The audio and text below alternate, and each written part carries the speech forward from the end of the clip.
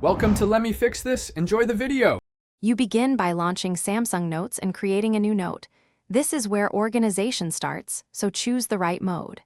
Tap the plus new note button and pick pen for handwriting or text for typed content, because each mode changes available tools.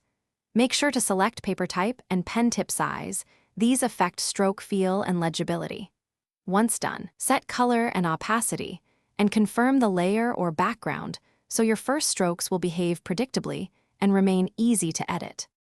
Now you refine and structure content, you'll move between tools quickly. Use the lasso tool to select handwriting, then move or resize, convert handwriting to text when you need searchable notes. Insert images, audio clips, or import PDFs for annotations. These make notes richer and keep sources together.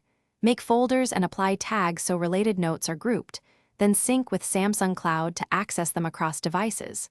Finally, use the search bar to locate keywords or handwriting conversions. Finish by exporting and backing up. You want copies and access.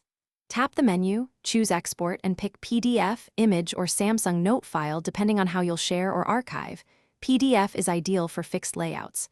Backup with Samsung Cloud or export to Google Drive or OneDrive for redundancy.